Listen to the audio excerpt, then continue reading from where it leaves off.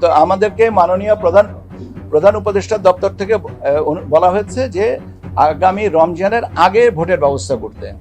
এখন আগামী রমজান আমার যদি ভুল না হয়ে থাকে তাহলে 17 বা 18 ফেব্রুয়ারি বা 19 তারিখে এরকম দিকে হবে। কাজে আপনি ওইভাবে হিসাব করে নিতে পারেন। আমাদেরও হিসাবটা 17 কি 18, আবার রমজানের সাথে তো চাঁদ দেখার ব্যাপার আছে। কাজে এই মুহূর্তে তো কত তারিখে চাঁদ দেখবো এটা তো বলতে পারছি না। এবং প্রত্যেকটা জিনিসকে মোকাবেলা করার জন্য মানসিক প্রস্তুতি থাকতে হবে। এটাই হচ্ছে দৃঢ়তা, এবং এইটাই আমরা চাই। আপনাদের দিক থেকে ওই সহযোগিতাটাই চাই। আপনারা যদি অনুমান করেন যে আগামীতে এই সমস্যাটা আছে, আপনারা আমাদেরকে বলেন, আমরা সেই ব্যবস্থা নিব। কিন্তু আমি না জেনে বাতাসের সাথে তলোয়ার চালানো যায় না।